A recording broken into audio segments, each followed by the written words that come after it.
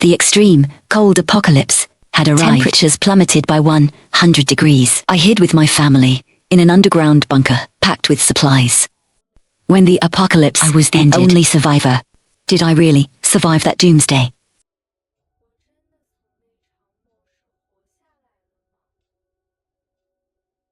Early in the morning, the phone rang like a death knell. I picked it up, impatiently. It was my cousin, who hadn't contacted me in ages. Hello. Why are you calling so early, Xiao Yu? I need to tell you something serious. Every word I'm about to say is not a joke. Listen carefully. I shivered a bit. Why so serious? Did something happen at home? What is it, cousin? Don't scare me. Listen to me. According to reliable sources, many countries in high-latitude regions have entered winter prematurely. The precursor is an increasingly warm climate. After the warmth, there will be a sharp drop in temperature. This will be humanity's harshest winter.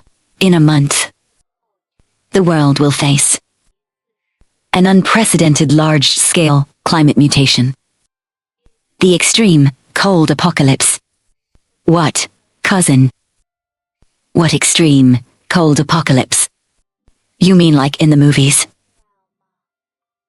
That's impossible, right? This is the news your uncle got. Working at the Meteorological Bureau. There's no time. We've already found a shelter and are stockpiling supplies. You need to start preparing too, and make sure to tell your parents. Suddenly, her voice cut off. The call seemed deliberately disconnected. What on earth was that? This joke isn't funny at all, cousin. I didn't overthink it, and went back to sleep. The next day, when I went downstairs to grab my takeout, I noticed the temperature was indeed bizarre. It was nearly November, but the sun was scorching. I even felt like wearing short sleeves. Another week passed. The weather remained abnormally warm, with a trend of getting even hotter. I couldn't help but recall my cousin's words. She had never been the type to joke around with me. I decided to call her to ask, clearly, about what was really going on.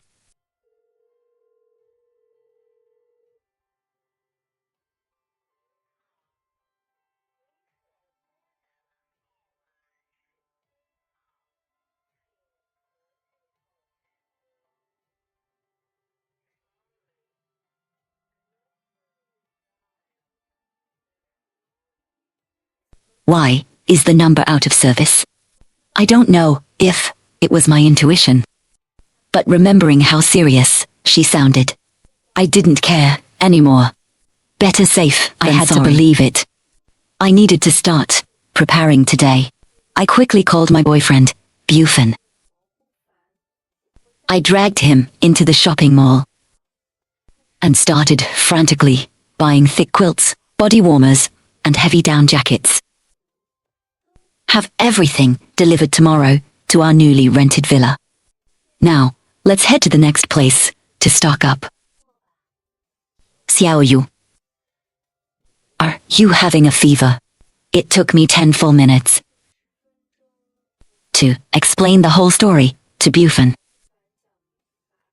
Though he was half skeptical, he couldn't say no to me, and accompanied me shopping all day. I had always been a fan of apocalyptic fiction. I had read countless Doomsday novels. But if the end of the world was truly coming, a sudden wave of anxiety and fear washed over me. Reading about others' fictional experiences is completely different from facing it yourself. A week had passed since I received the warning. Adding the few days from earlier this month, there were less than 3 weeks left. I had to speed up my stockpiling. Between heading to different supply markets. I wrote an online post analyzing the recent abnormal weather.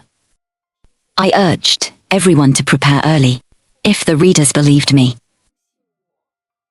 This post could save their lives. But, as an ordinary person, I didn't have much influence. There were only a dozen replies. Most comments were just mocking me. However, one user named Sister Wong, who sold wholesale local eggs, caught my attention. She had actually analyzed the weather patterns. A 3-story villa is fine, especially with a basement. But you must reinforce it inside and out with frost-resistant concrete. Choose C40 grade concrete with an F300 frost resistance rating. Solar generators are absolutely essential, but they must be shielded by concrete walls on all sides. Use vacuum-insulated glass right above them. No matter how you defend the ground level, it won't hold up eventually. So, stay underground. Reading the suggestions she proposed, it felt like she had experienced this before. I hesitated no more. I immediately contacted the best renovation company in the city, following Sister Wang's advice. I paid a premium to rush the job, throwing enough money at them. Premier goût donné. The workers came today to reinforce our insulation. As time ticked away, I felt suffocated.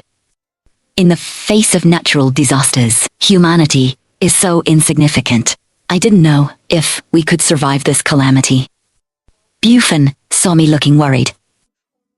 He said, "Don't worry. Even if it is the end of the world, I'll be right beside you. Through thick and thin." Stop dawdling. Let's hurry up, because I paid handsomely.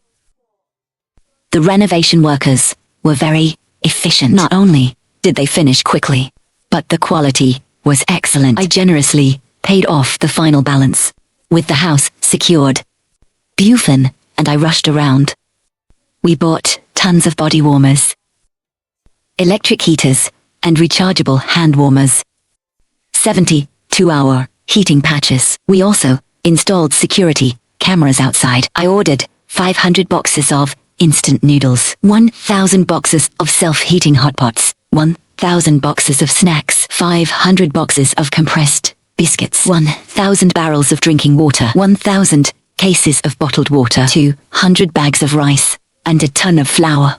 I bought every kind of long-lasting food I could find. If the house wasn't already running out of space, I would have loved to empty out the entire supermarket. In addition, I bought seeds, spices, daily necessities, and plenty of cat litter. Team Floby. When our supplies were mostly ready, I asked my parents to come over. If I directly told them the apocalypse was coming, they definitely wouldn't believe it.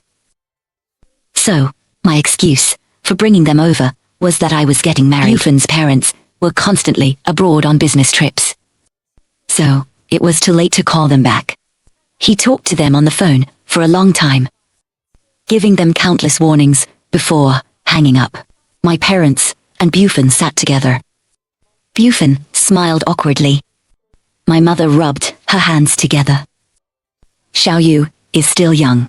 She's only 25. Isn't it a bit early? It's not early, uncle and aunt. I want to stand side by side with Xiaoyu.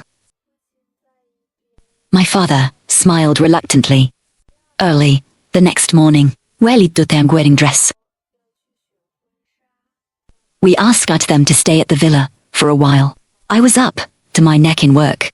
On one hand, I was stockpiling and reinforcing the underground bunker. On the other, I had to handle my parents' questions about the wedding.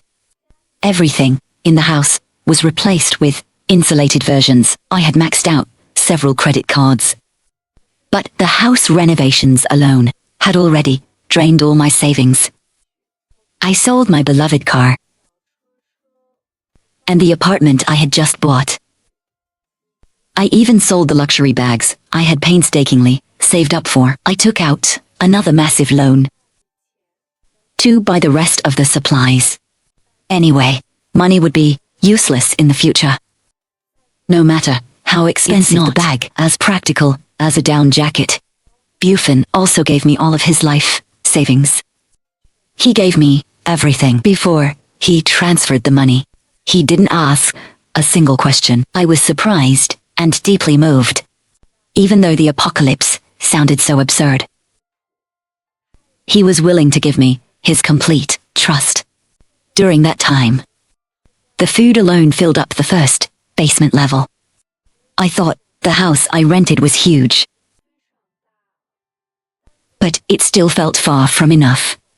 Gradually, I bought more food with long shelf lives. I even stocked up on lots of alcohol if it got unbearably cold.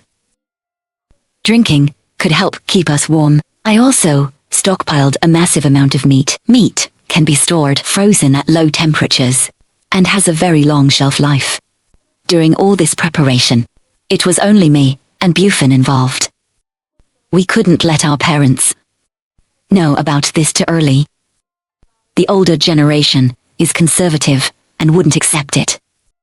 The day before the apocalypse hit, we used our remaining time at the nearby wholesale market and bought a whole truckload of items. Basic food. There were toothbrushes, toothpaste, and toiletries. It was the final day. No need to hide anything anymore. I had the driver bring the truck straight to our door. My parents were dumbfounded by the truckload of goods. "Are you guys planning to flee from a disaster?" I didn't answer. I just supervised the unloading. The workers carried item after item into the house until the last item was brought in. Watching the workers drive away, I officially told my parents the truth. "Mom, Dad, the apocalypse is coming. You might not believe me, but I would never lie to you." I spent half an hour explaining it to them. After listening, they looked grave. They didn't say a word. "Are you feeling okay?" Cousin said they've already found a safe house. "Don't worry, the disaster will pass. We will all be fine." We worked together for several trips, moving all supplies into the basement. After everything was settled, the four of us sat in the living room of the villa. We looked at each other in dismay. Cousin is not a reckless or immature person. If she said it, it's probably true. Is the apocalypse really coming? No one answered my mother. Everyone's faces looked grim. No one wants the apocalypse to come. But what if it's true? Anne, go start the car. Let's hit the 24-hour convenience stores. We need to contribute too. We can't just sit and reap the benefits. Tonight, let's also try some of that takeout you youngsters eat. Consider it a family meal. Mom, Dad, don't go out. I panicked and tried to call them back, but Bufan stopped me. Once my dad finished speaking, simply close the door. Xiao Yu, your parents can't sit still. They thought we were getting married and nagged us for so long. They feel guilty for delaying our important preparations. So they went out.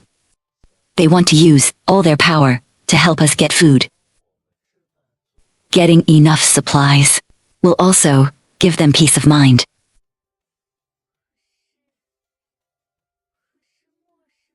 It's coming very soon. I was terrified. Apocalypse, this word used to be so distant. I'd only seen it in novels or heard about it. I never thought it would actually happen to me. And so, I sat by the door waiting. Waiting for my parents to return. Bufan sat beside me to keep me company. It's getting hotter and hotter. Bufan didn't reply. He looked up at the sky. I followed his gaze. There was no moon tonight.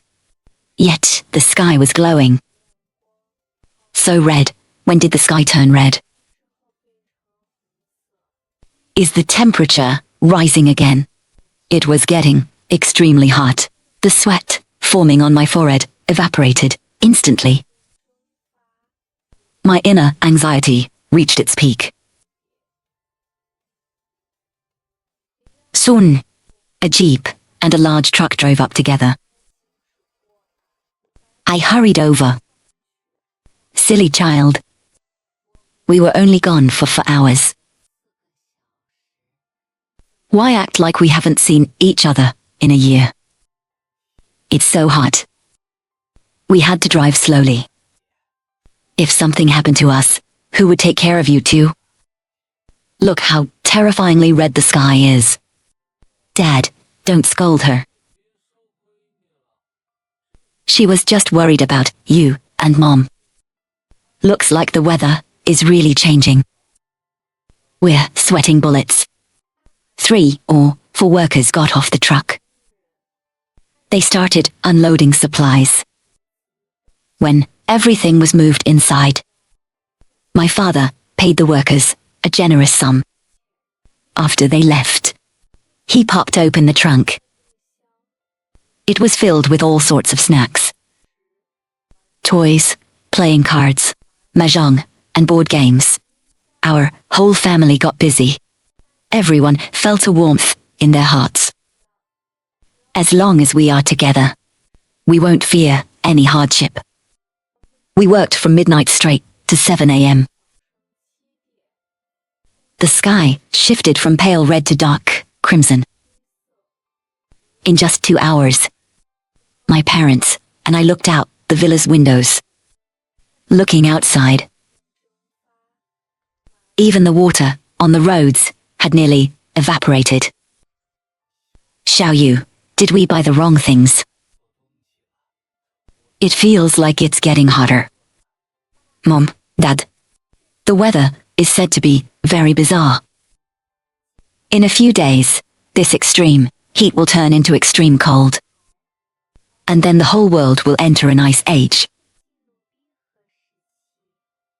Finishing my sentence, I instinctively glanced out the window again. The visible plants already showed no signs of life. I didn't expect the calm before the blizzard to be this suffocating. Première felle Tunisie. I suggested everyone go sleep in the basement. It would be a bit cooler down there. Before I could finish, I suddenly heard loud banging on the door. Open up, I know you're in there. What is wrong with you? You went online saying it was going to freeze, tricking us into buying warm clothes. Why didn't you buy any yourself? Exactly. I saw her at the supermarket today. She probably knew it would get scorching hot and spread fake news. Afraid we'd grab all the cooling supplies. Cut the crap. Let's just smash the door down and take her stuff. Première cigade. Sure enough, playing the savior isn't easy. Since you guys are so aggressive, don't blame me for being ruthless. The brute leading the group was about to break in. I beat them to it and opened the door. Hero. You actually dared to come out. Besmart. Hand over the stuff yourself. Guys, you've completely misunderstood me. I posted that warning for people in other neighborhoods to see. I was afraid outsiders would hoard our limited supplies. Look at my house. Air conditionné, fan, and a whole basement full of refrigerators. Once I sort it all out, I'll sell them to you at the original price. It's been an exhausting day. Let me rest for one day. Is that okay? Hearing this, the crowd became much friendlier. Anyway, I couldn't run away. Since you put it that way, miss. We really misjudged you. We won't rush you. Let us know when you're done sorting. We can help with the heavy lifting. Once the door was closed, I let out a long sigh of relief. Good thing I was quick-witted and managed to trick them. Let's skip sleeping tonight and quickly stock up. Finally, Bufan and I went to a large 24-hour supermarket. We bought ice makers, électrifan, huge-fraiseur, and countless cooling appliances. We emptied the shelves. The next day, I gathered them at my front door and sold everything to my neighbors at 3 times the market price. Because it was so hot, they were in no mood to complain about the price gouging and just kept thanking me, right as I sold the very last freezer. I hurried inside. Bufan, pull the steel gate down. It's about time. Before I even finished speaking, scattered snowflakes began to drift down outside the window. In just about a minute, I watched helplessly as the plants downstairs shattered instantly from the neighbors hadn't even brought their appliances home yet. The brute leading the group yelled in panic. We've been tricked. That bitch set us up with a double trap. Let's get back there. But facing the reinforced steel gate I had prepared, they were completely helpless. They had no choice but to head back and make other plans. The snowflakes grew from tiny specks into heavy blizzards. In just 2 hours, my parents and I watched through the villa window. As the snow in the sky became increasingly furious, the snow on the ground piled up thicker and thicker. The snowflakes, initially the size of coins, became the size of bottle caps. Later, they were as big as a child's fist. My dad said that, in his 50-plus years, it was his first time seeing such heavy snow. Clueless residents complained in the community group chat, discussing how erratic the weather had become. The news reported that municipal heating would start tomorrow. The TV broadcasts stated, today, sudden heavy to torrential snow hit multiple regions. Some areas are experiencing moderate snow.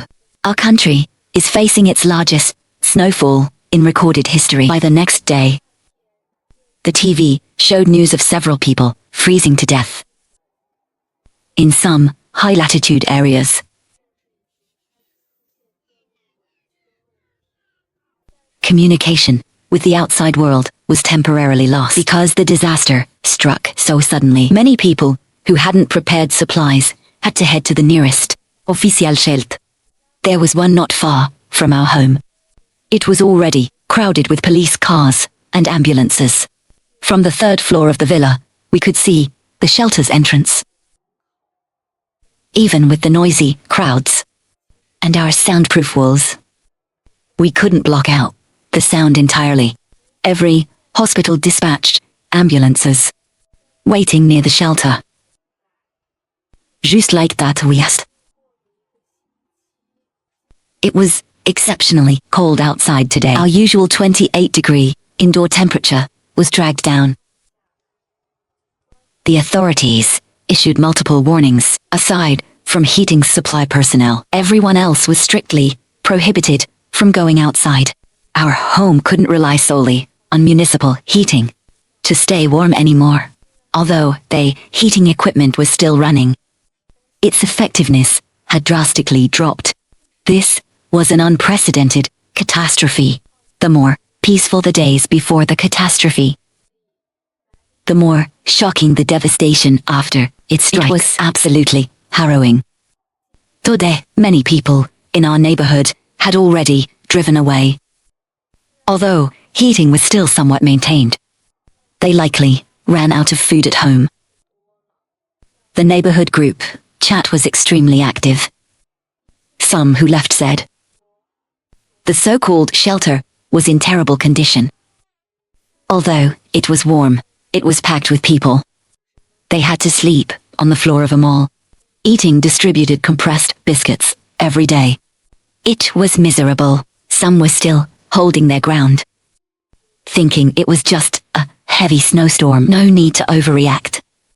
They figured buying extra food was enough. Soon, a message in the group chat caught my eye.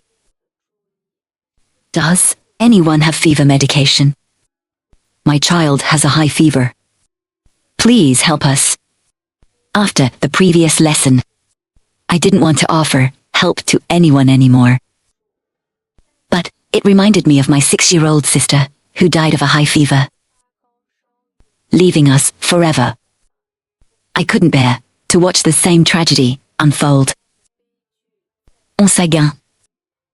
After an internal struggle, I privately messaged that resident. I asked for their building number. Then, Bufan and I brought them a box of fever medicine. A couple opened the door. They snatched the medicine from our hands, didn't utter a single word of thanks, and slammed the door shut. I had a creeping suspicion that things would take a troublesome turn. Later, the child's fever broke. The parents thanked us in a message, and subtly asked us if we had any extra food to spare. I politely replied that our supplies were running low too, and that what we had was recently bought from outside. They didn't reply after that. I thought the matter was over. But when I received another message on my phone, it sent a chill down my spine. The family I helped previously hadn't left yet, because they sent me another message. Kind soul, please save us. We are completely out of food. The child will starve to death without food. I didn't reply this time. It got even colder today. Temperatures continued to drop. The outside temperature hit -50 degrees. Finally, the remaining residents began fleeing to the shelter. Cars left one after another. At the dinner table, the four of us, who we used to chat and laugh, now silently scrolled through our phones. We kept a close eye on the nationwide freeze disaster updates. Plummeted. That once the ground floor supplies were fully consumed, we would relocate to the safer basement to live. We stayed holed up in the villa for over half a month. That family never messaged me again. Perhaps they couldn't hold on and went to the shelter. Gradually, I put them out of my mind. The temperature outside hit -56 degrees. Even with the AC on full blast, indoors stayed at barely 16 degrees. The heating effectiveness was degrading rapidly. Complaints filled the community group chat every day. Every household was starting to run out of food. Eventually, the remaining holdouts started preparing to head to the shelter. Is the shelter open? A neighbor posted a photo of the locked mall doors. What's going on? I've driven to several districts, and no shelters are taking people in. My car is almost out of gas. I casually opened the map app. The second floor of the mall, which was the designated shelter, was densely packed with people. The shelter was severely overcrowded. It couldn't accept any more newcomers. As I was scrolling through the group chat,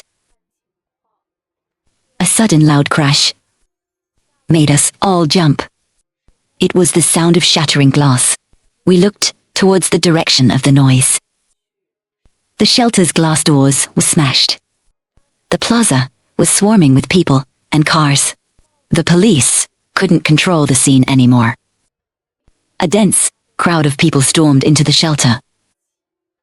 Police cars rushed to the scene, blocking the parking lot entrance. But desperate people don't care about rules. They charged right past the police cars. Total chaos broke out. It was pure madness. In just one night, the world completely changed. The most terrifying thing wasn't the disaster, it was human nature. Xiao Yu. Look at the group chat. Hearing my mother, I unlocked my phone. A3 has supplies. I begged them for some before, and they wouldn't give me a single bite. Now we need to unite. Let's go to their house to get supplies. It's the only way we can survive.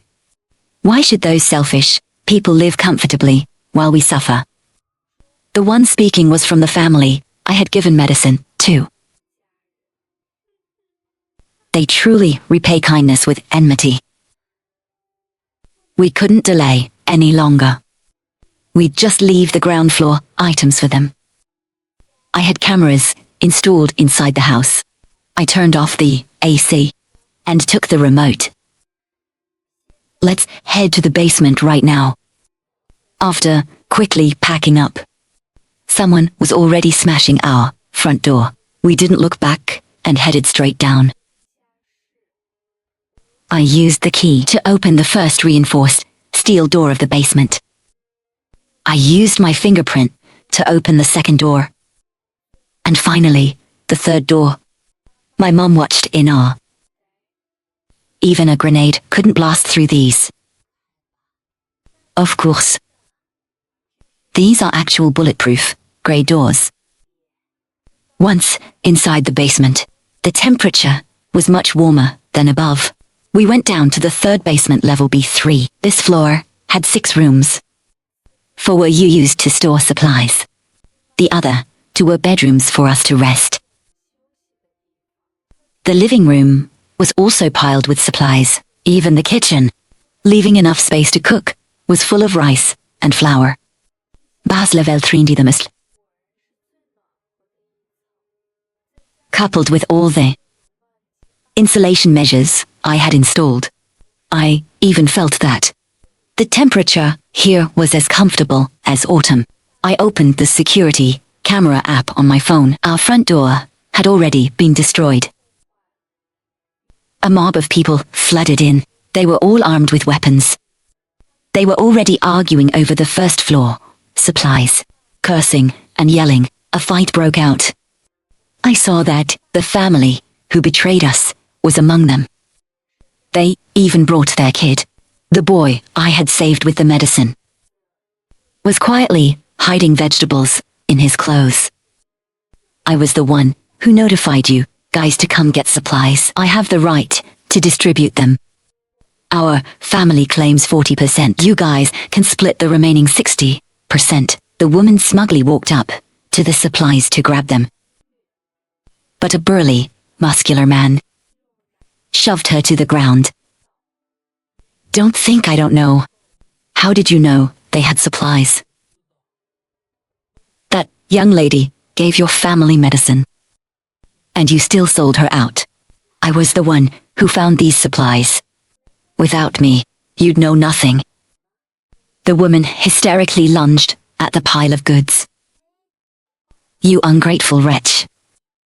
We are taking their supplies.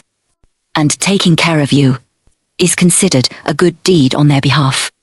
I'm sure the host won't blame us for it. Don't touch my supplies.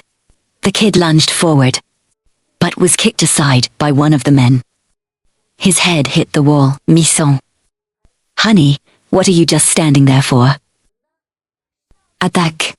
The woman threw herself over her son. She checked on him. He was still breathing. Ultimately, the fists are no match for a crowd. Their family was quickly subdued. The woman was beaten black and blue. They got absolutely nothing and fled in disgrace. What goes around comes around. There's a door here.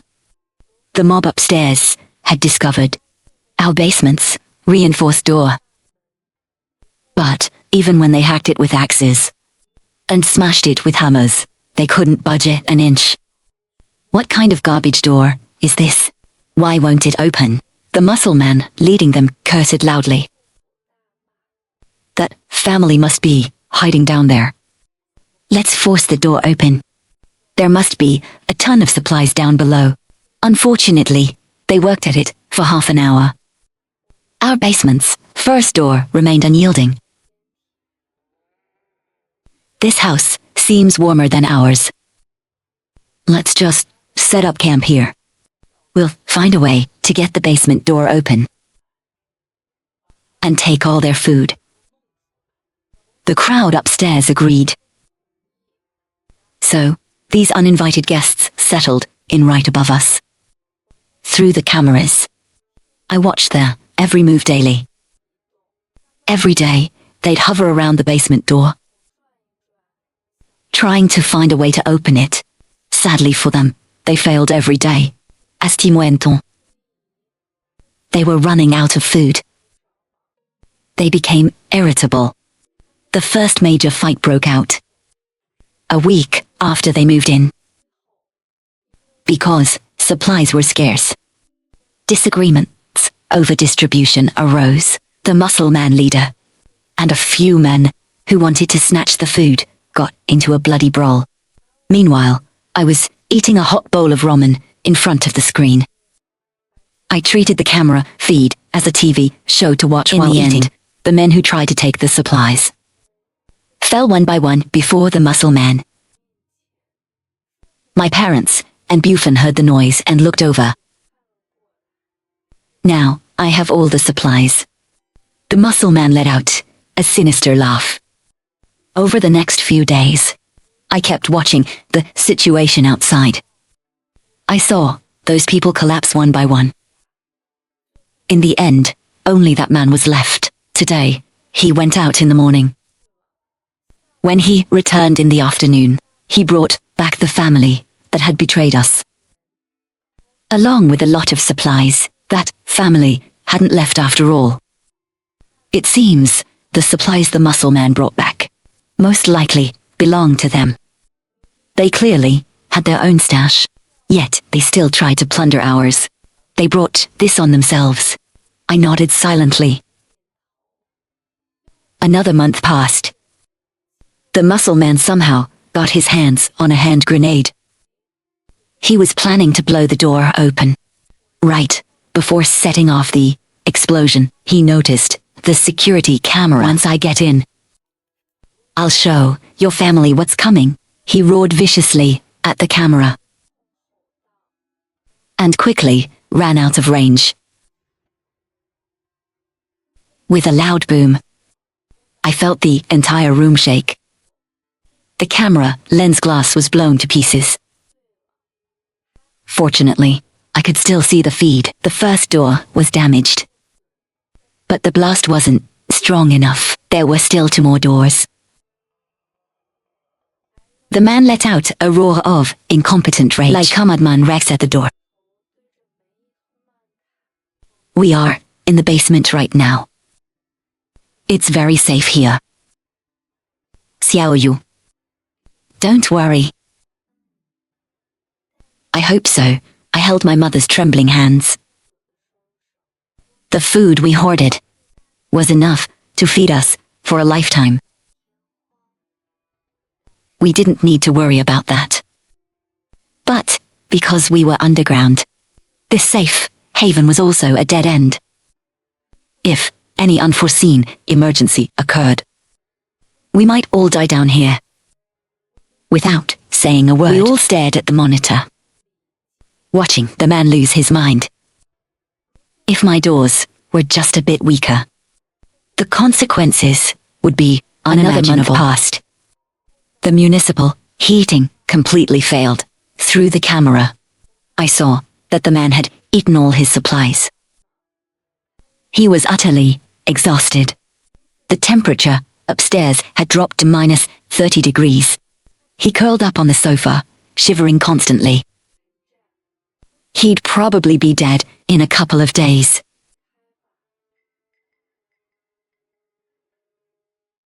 The outdoor had reached a ridiculous minus 65 degrees. In just a few short months, the temperature had hit rock bottom, and it was still dropping. For the first time, I felt how insignificant humans are before Mother Nature. Over the following days, we didn't sleep well.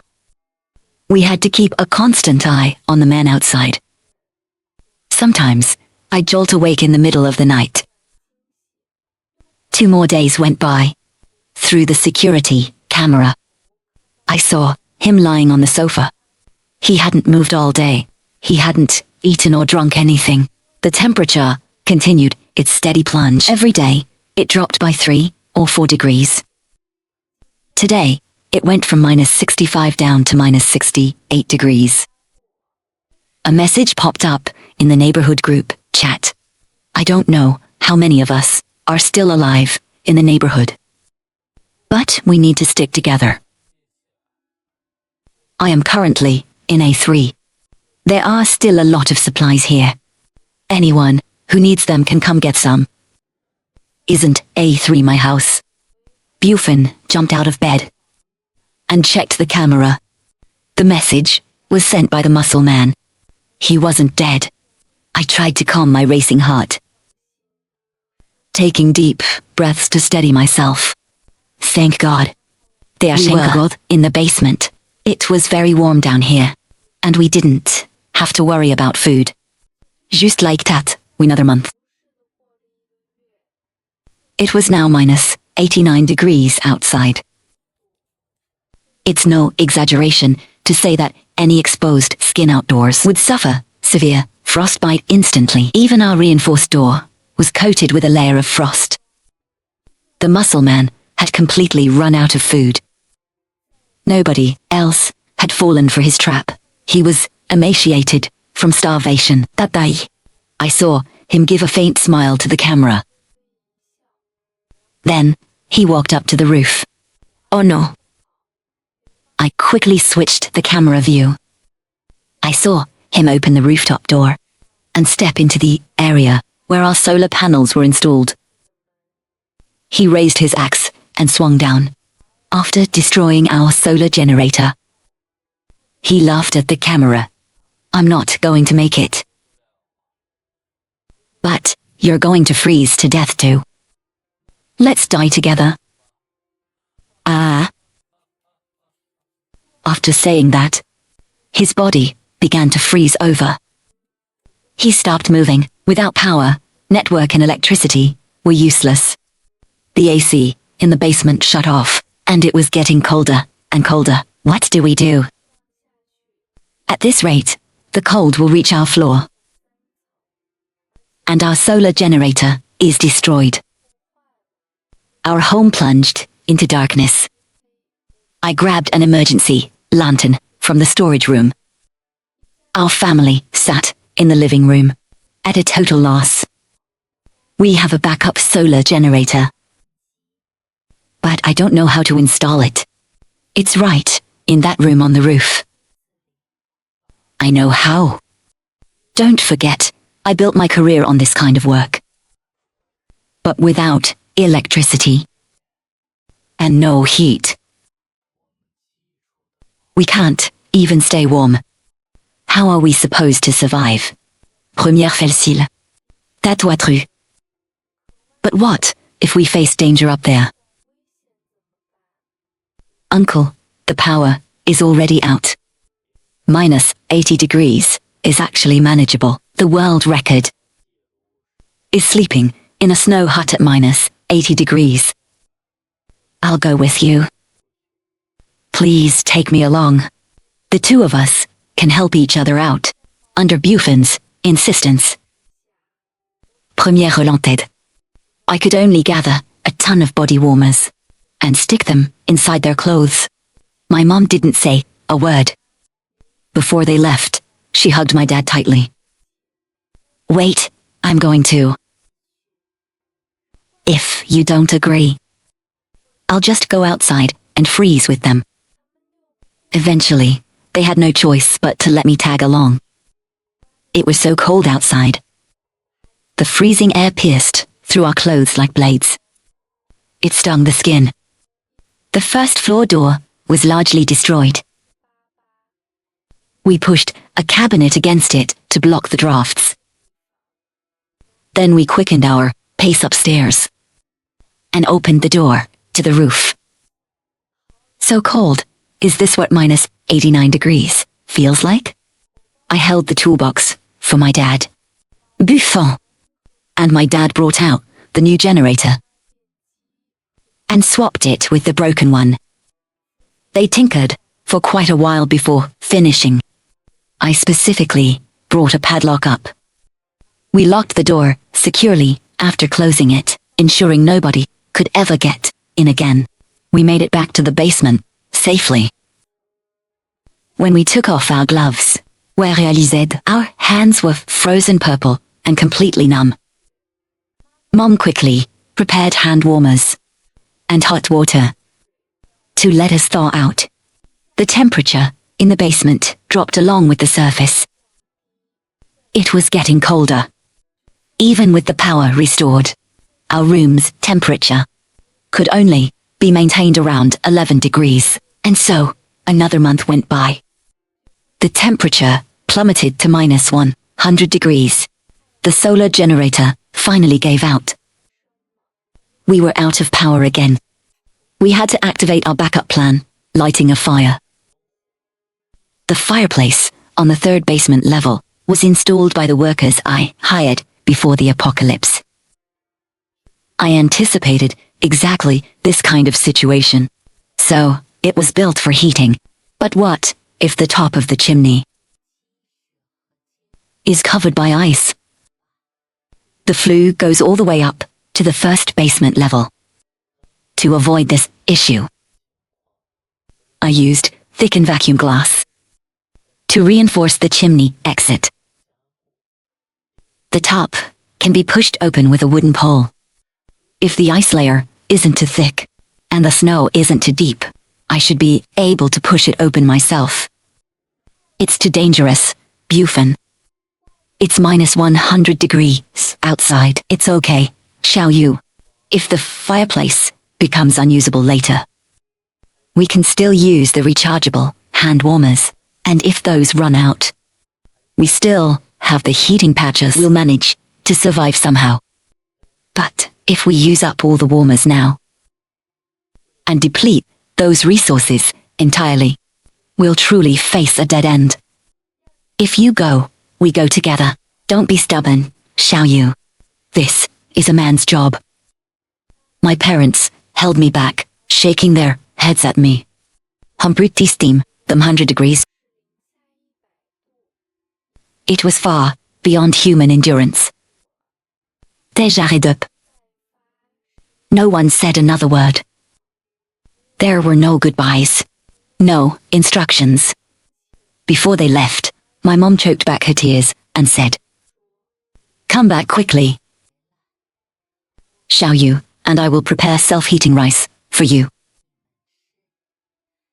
It won't taste good if it gets cold."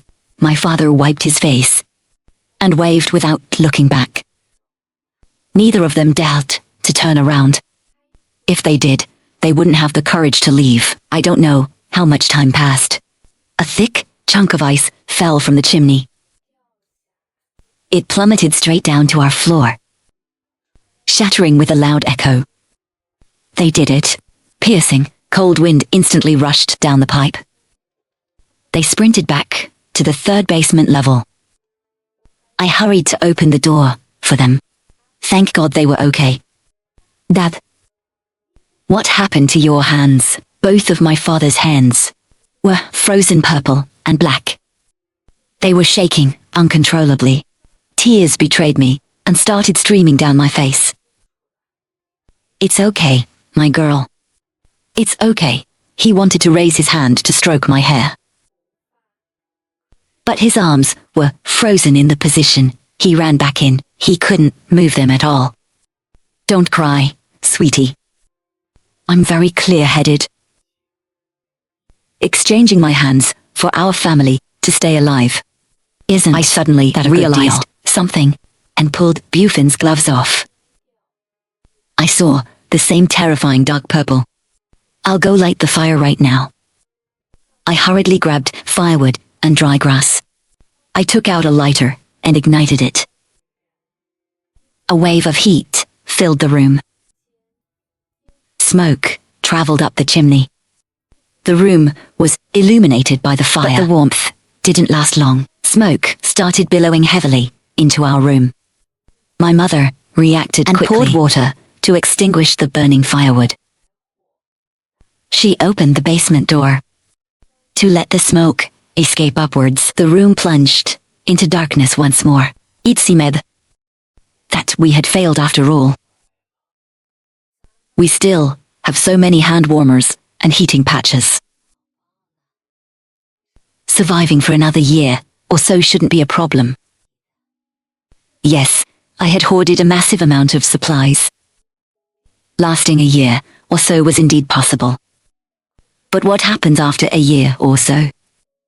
What if the apocalypse still isn't over by then? Don't overthink it, shall you? Live in the present. At the very least, our family is still together right now, aren't we? My mom handed each of us a rechargeable hand warmer and a foot warmer. Every day, each person got two warmers for sleeping. We placed 2 heating patches in our jackets and shoes. We minimized usage as much as possible that night, thanks to the electric warmers. My hands and feet felt very warm. This warmth spread to the rest of my limbs. In such a cozy environment, I quickly fell asleep. Early the next morning, I could still feel the residual heat of the electric warmer. High-power models truly lived up to their reputation. As long as the temperature didn't drop too insanely, 1 per night was enough. This way, we could hold out much longer. We could wait until the rescue teams arrived. Thinking about this, my heart was filled with hope. On day, our family of 4 gathered together as usual, eating piping hot food. The only difference was, my dad's and Bufan's hands were severely frostbitten. They couldn't use chopsticks themselves. My mom and I had to spoon feed them. I used to be the one always being taken care of. Now, the roles were reversed. I could finally take on the responsibility of caring for others. Drowning in this fleeting sense of happiness, I completely failed to notice the strange expressions on my dad's and Bufan's faces. If I had noticed it a bit earlier that day, maybe the tragedy wouldn't have happened. Eventually, the temperature dropped to minus 130 degrees. The indoor temperature could only be maintained at minus teens. The battery drain on the warmers accelerated drastically. We only had enough left to sustain our family for half a month. One morning, while I was still dozing in my warm blanket, I was awakened by the sound of sobbing. I faintly sensed something was wrong, and instantly lost all drowsiness. I scrambled out of bed.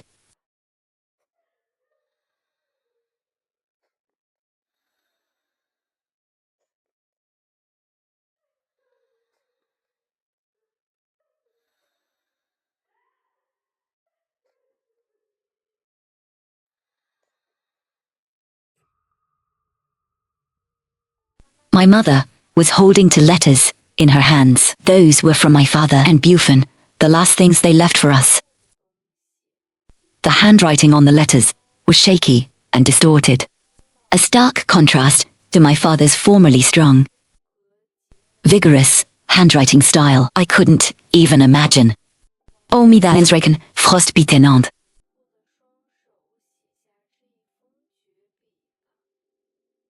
My dear wife, shall you? Please do not grieve over my departure. My hands have no chance of recovering. I can no longer be of any help to you two. The only thing I can do is to leave the limited supplies to you. Please carry my hopes and live on bravely. I will love you forever. I'm sorry, Xiao Yu. In this life, I probably won't be able to keep my promise to marry you. Please, forgive me for leaving you behind this time. I couldn't bear to let you go. But I love you. So, I want you to survive. That night, première simultanément, lost the two most important men in my life. This endless apocalypse was suffocating me, making it hard to breathe. The departure of my loved ones dealt me a devastating blow. I nearly lost the will to live. But, thankfully, I still had my mother. And I was all she had left. A few days passed. I woke up one morning and felt extremely warm under the covers. Could it be that the extreme cold was over? But, when I touched my mother's blanket, a chilling realization struck me. Mom, you didn't give all the heating supplies to me, did you? You'll get sick like this. Xiao Yu. Mom isn't cold. I felt too hot sleeping last night. So I turned my warmer off. I only just turned it off a moment ago.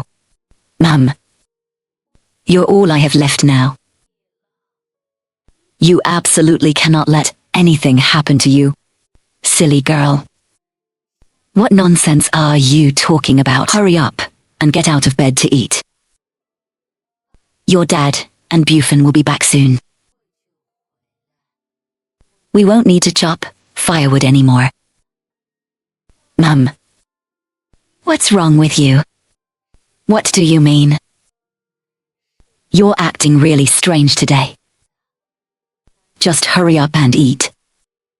Wrapped in a blanket, I ate a few bites of compressed biscuits with her.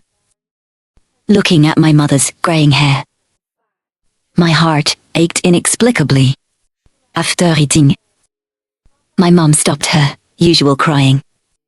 Instead, she stood by the basement door. She kept opening it occasionally, looking out into the distance. Mom, stop opening the door. The room is getting colder and colder. If you keep this up, we're going to freeze. My mother seemed entirely deaf to my words. Why aren't those two back yet? Do you think something happened to them? No, maybe they found supplies. And just can't bring it all back right away. Oh, that's great then. Then our Xiao Yu won't have to suffer anymore. In the blink of an eye, it was the morning of 3 days later. I habitually reached out to touch my mother's blanket. But I grabbed nothing but empty air. Mom. Where are you? No matter how loud I yelled, there was no sound in response. Could it be? Oh no, I sprinted toward the main door. I found my mother standing by the door. She was keeping a vigilant watch. But her body had turned into an ice sculpture. It turned out she was looking for my dad and Bufan again last night. She stood outside the door for the whole night and was frozen alive.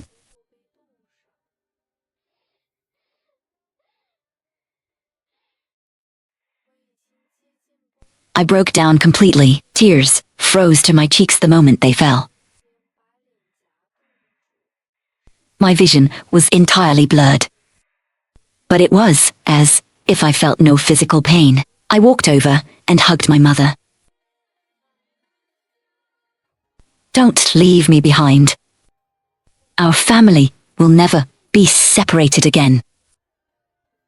As my body touched my mother's, we froze together. But instead of pain, I felt an indescribable happiness. Even as the howling wind tore at me, I couldn't feel it anymore.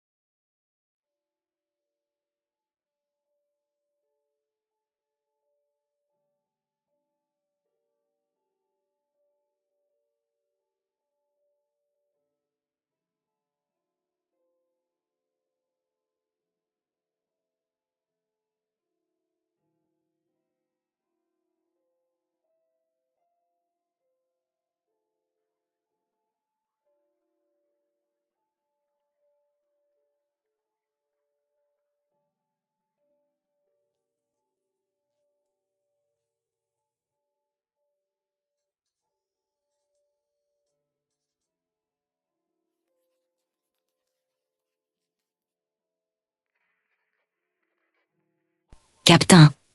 Survivor found here. Requesting backup.